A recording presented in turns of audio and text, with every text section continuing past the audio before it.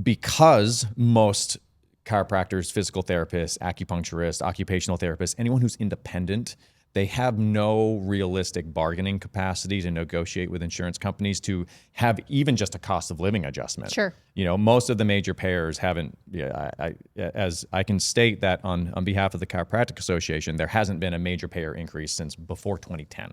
Hasn't been a major payer increase since before 2010, but then we also have this phenomenon in Maine where a third of our population is on MaineCare. Absolutely. And so then you're negotiating with the government. And I'm sorry, but that's probably, that's even a tougher lift because you're trying to get the legislature to vote you, appropriate payment. Yep.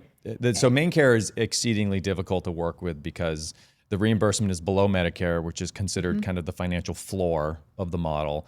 And there's just a lot of interactive behaviors with that patient population that makes it very difficult for you to wear your altruistic hat. So my brothers who participated with MaineCare for a long time because they felt that it was important to help that population.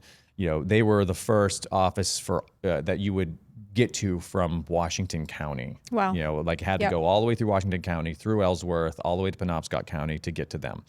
And patients that were traveling from Washington County were getting reimbursed for getting travel reimbursement that was greater than the provider was getting to render the service. Wow. And, so again, it's one of those scenarios where it's important to help people. We got into this business to be of service, but when we're in a position where we're actively losing money to see these populations, you can't do that. Right. It is a business. It's not a charity. We have to be able to cover our life expenses to be able to perform the service. And ultimately, that's why you're seeing more and more providers have to pull out of network of these systems. It's just not financially feasible.